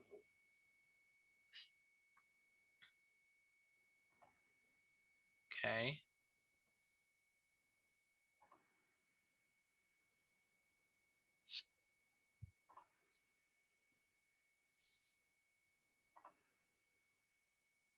So we're going to Silverquill and Thunderous, and it's going with the Shield Mage. Because the Thunderous gets to be very troublesome for them unless they kill the Shield Mage. True. And then the Crushing Disappointment means our Silverquill can fly up next turn.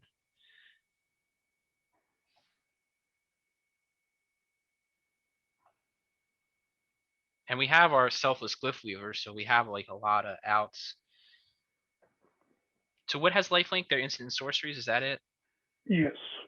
Okay, so I think we make our board indestructible instead of drawing the cards. Yes. Because we don't want to have some like alpha strike happen. Right. And that also gives us impunity to like block all their stuff. Yeah. And kill them off. Okay. Well, that does change things. That is That's not a what you want to terrible. do, Fred. Friend. No, do we have our lifelinker do it too? Yeah. Sorry, friendo. Okay, so the pillar drop does change things, but we'll start with crushing disappointment. I think we just have it anyway. Yeah, we take flying because we just want to force as much through as we can. Okay, that's not what we needed. But we send in. Do we send in the team? They can only block 2 things. Yeah, I think they're just dead. Yeah, just send in the team. Because like this has flying and menace. Yeah. Well, even if I mean they can only block 2 things, so Right, 3 right. things, so it shouldn't matter. Yep. Whew. Those were some Persevered. powerful cards that they just didn't fully get online. Yeah.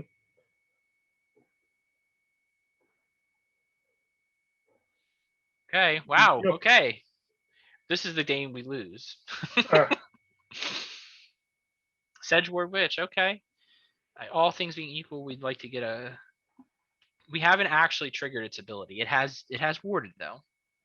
It's done some damage, but I don't think it's attacked or used its Magecraft. True. This is our shot. Unless they lash a malice it. Oh no. No. Don't do it. No. It's just a witch. Oh, okay. Okay. It's the closing statement. Guess we play our Glyph Weaver. And next turn, planning our Shield Mage. He's real annoying. I was gonna say I don't know. Oh, that's a good card. What does it do? It puts a card from your library into your graveyard. It's okay. It bigger. I still think we just cast our Shield Mage and start smooshing. Yeah. Don't we have a closing statement in this deck and we just haven't seen it at all? Yes, we have a closing statement. It may as well not be in the deck, but we do have it. Sure, if you want to attack. Roblox. That's fine. We'll take 3. Our 3 is more difficult to deal with than yours. Doll boy. Whatever. The big end. So, symbology, guiding voice, and leave up our study break. Yeah, let's start with symbology.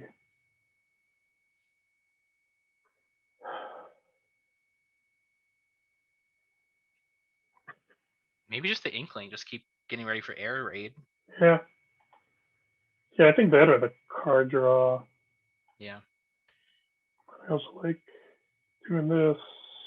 Mm-hmm. Oh, and we can also get the card draw, right? Yeah, we get that. And if we study break, we'll get another thing too. Right.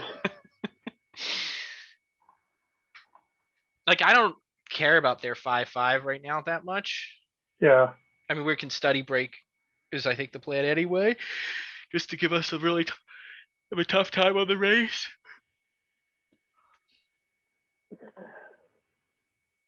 Solve that first. Yeah, and then just study break. Mm-hmm.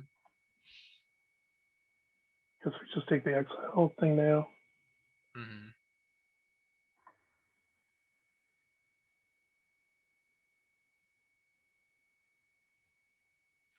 I mean, I think that we may Inkling summoning and Lash and Malice to keep the exile thing in hand in case something more important hits the battlefield. Yeah. Okay, they've got that discard spell. But they exile. They did it. Yep. Yeah.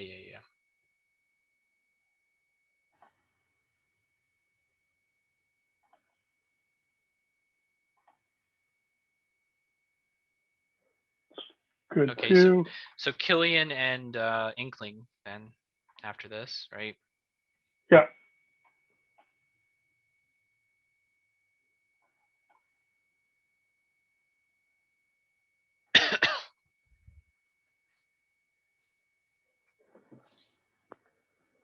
We can always, if it may come up, we can always lash him out with our Glyph Weaver to get 2 extra damage through too. That's true.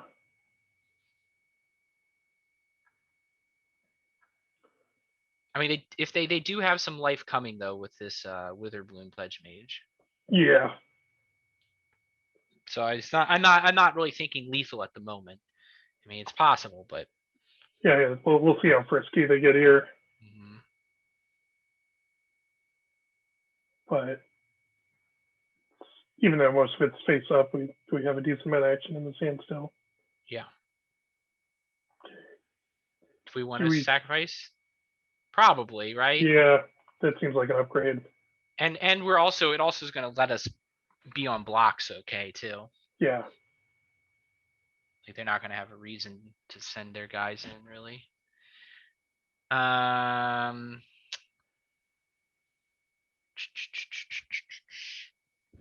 mean, if we annihilate one of them, then Killian gets in with the other thing. Down for that. And we still have mana up for Lash, if it ever comes up. Guess we could sing with everything and Lash their Auric. Yeah. I mean, I don't love that play either. I'm just saying it is in fact a legal play.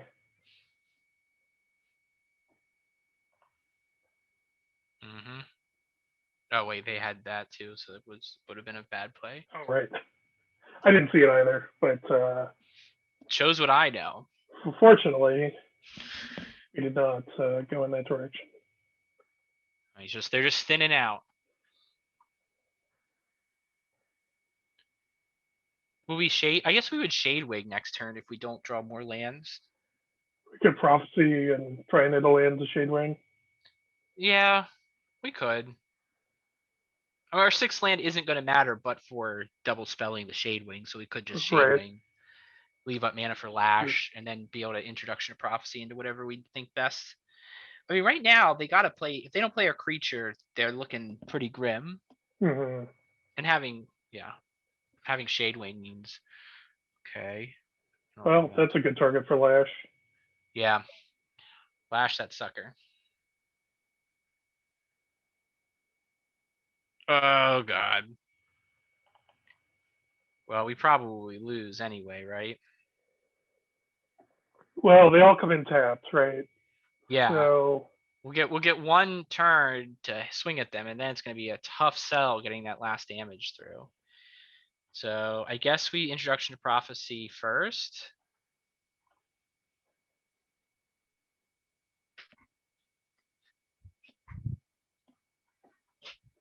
we keep both of these.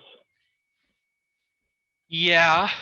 We draw the closing statement to hit something in the end step, though, right? Play our land and swing in with our flyers. Or our evasive creatures. Oh, with Killian, we can actually cast it now. Oh, yeah, cast it now. Wait, that's just lethal? It's close, but not quite. It's one away. Oh, no, it is. It's lethal.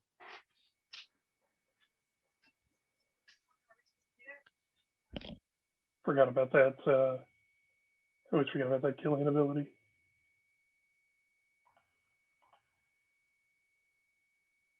Oof. Snuck that one out for sure. All right, so at 5 and 1, we're looking at our deck list here. And the one thing I was thinking is, and I'm not saying we should do it, do we think an Arrogant Poet would potentially synergize better than Silverquill Apprentice? Has the +1/+0 really mattered much to us? And it's better in multiples, but yeah, not necessarily. And I mean, losing 2 life on Arrogant Poet kind of stinks, but it does work with Thunderous Orator and Shadewing Laureate so that we can get more counters. Would you just want to run? Or we could like the Stoneway Spirit just has flying all the time. It's one less power, but it's got some additional upsides. Do we have any big boys we care to get flying to? Most of the time, probably not. Yeah, our curve toppers are already flying. I mean, I'm not even against this setup. I just am not necessarily gonna say we should keep something. Divine Gambit, definitely not gonna run that. Yeah. Eager First, you're definitely not gonna run that. I guess the Silverquills are closer to bears than not, right? Right. So I guess the question is, are any of our, and we have a lot of 2-drops, and or so any of our 2 or 3 drops more desirable? I'm not missing the Spiteful Squad. Like, I don't think there's been a situation where I really wanted to trade off on the ground to get counters in the air. Like, it could have helped, but I don't necessarily, am not like really dying over that.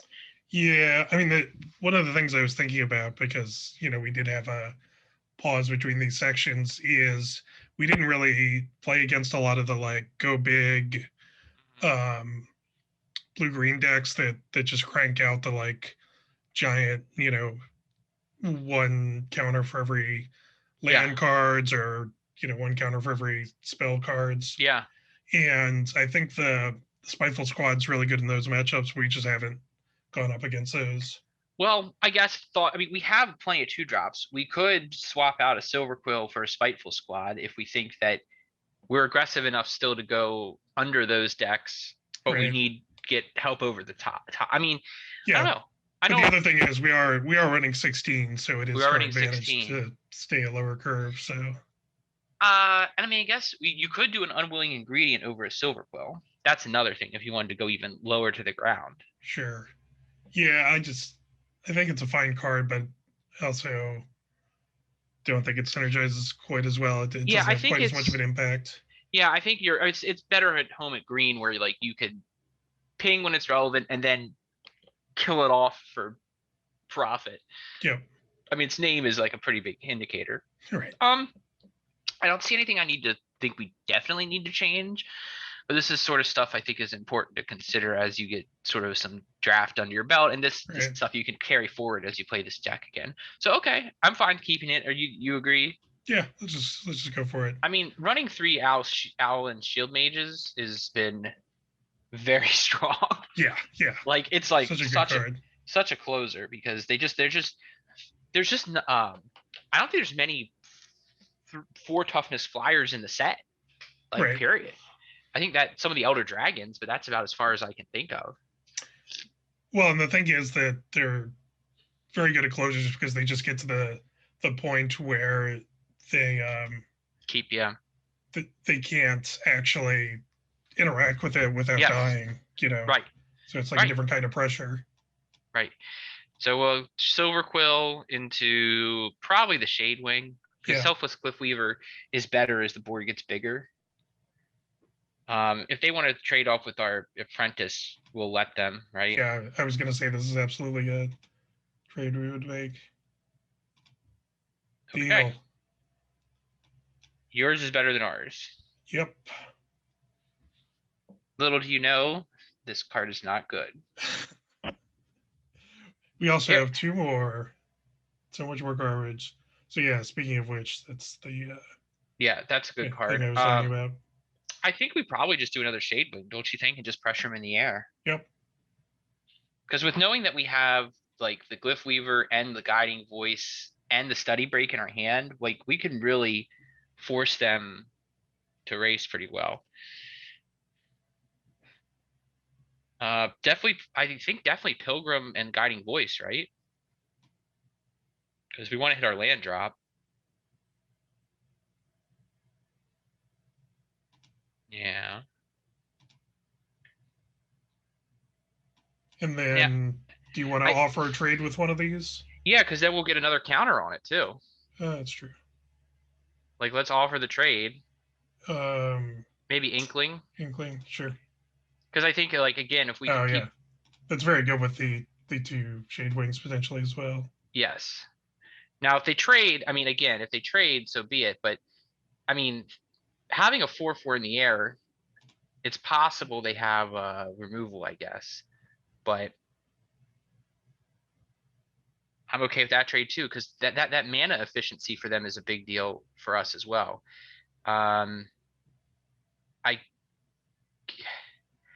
I guess we just attack, right? Do we get any mileage after doing the Inkling first? Probably not. Yeah, don't think so. Yeah. Just get in with the 4/4 here. Mm-hmm.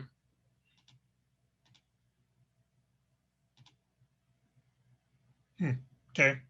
Okay, so then we just do an Inkling. And an Inkling. I mean, if we actually hit our 5th land drop, they may just be done. Like, because we'll just have so much in the air. Wow, still no Huh. plays. I guess we Professor Symbolic. Well, we don't do anything right now. I guess we just go in the air. Yeah. I mean, we could do Selfless Glyph Weaver first, I guess, to protect our guys, but I mean, they didn't do anything last turn either.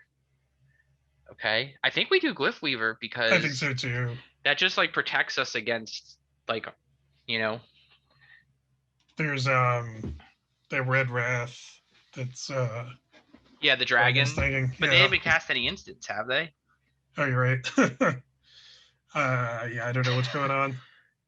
Yeah. Well, I mean, maybe they just only had. I mean, but the big spells in this set have treasure triggers, so I don't know. That's not going to help you so much. I think you're just dead.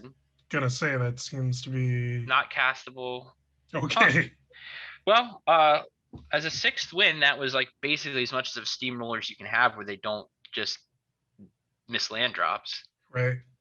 They barely played anything. They played like 2/2s. They played, I think, 3 spells total. Yeah, I don't know what was going on. Maybe they were a 3-color deck. Yeah, that could be.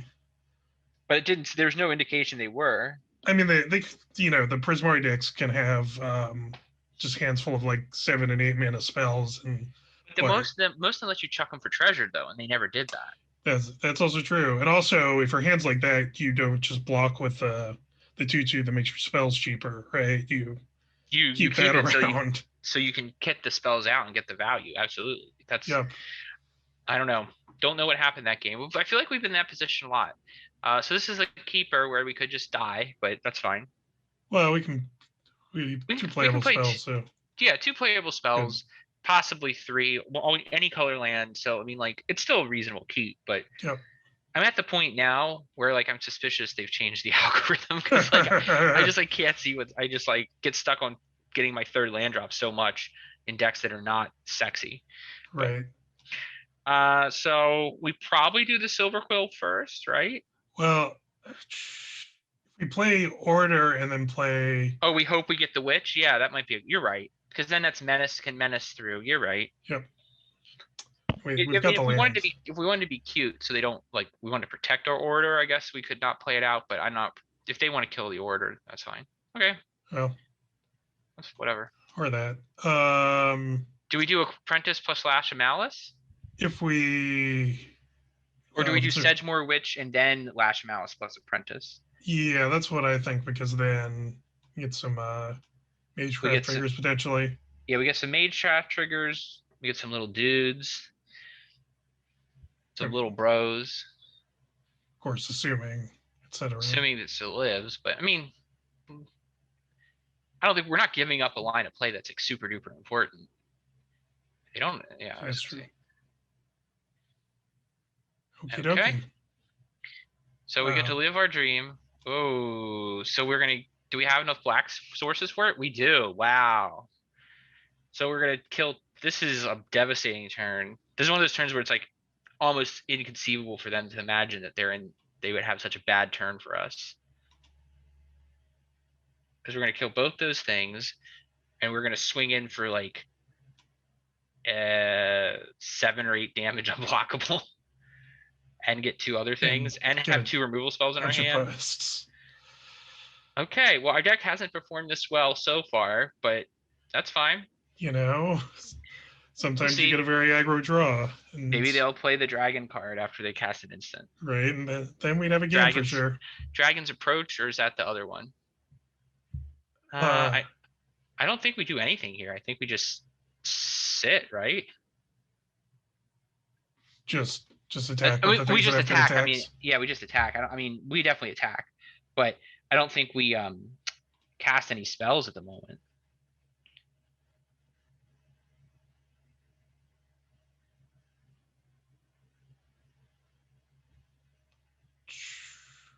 Just Do you want to? I mean, we want to just kill the Prismari Pledge Mage to threaten the. Maybe we do because we have so much stuff on board.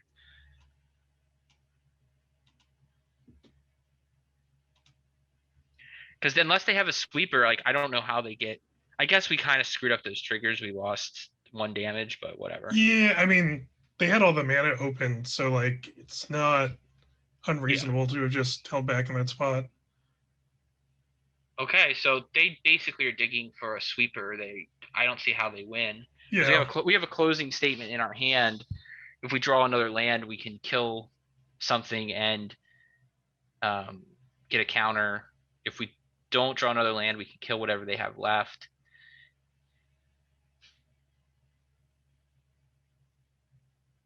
okay. I think we just attack. We played 2 Prismari decks that just opted not to do stuff. Right. I just have to say, I don't think I play games like this when I'm by myself. Yeah, or it's like less noticeable, right? Like Maybe it's less noticeable, but I don't know. I just don't yeah, think I play games where I'm like, okay, this is like a decent ranked player that theoretically has some wins and is just not playing. yeah, So, I mean, our combined record, I mean, is I don't know. I guess we should go back and check, but I'm sure it's higher than 70%. yeah. We get 7 wins more often than not. So, I guess I still like the format. I haven't decided if I'm going to do the challenge. I find them sort of like I just hate Arena's model of play. Like Yeah, when you get cards for real, it feels different, but like it's like a pay for service model and like I just hate it. But I can't do tournaments either, so it's like kind of fun. And you and I and some of the other folks we know like to talk about this a lot, so it kind of provides a lot of entertainment leading up to it. But yeah. we I'm definitely gonna play it, but like last time, I kind of knew I would throw too many gems into it, and right. this time I would like to not throw as many gems into it.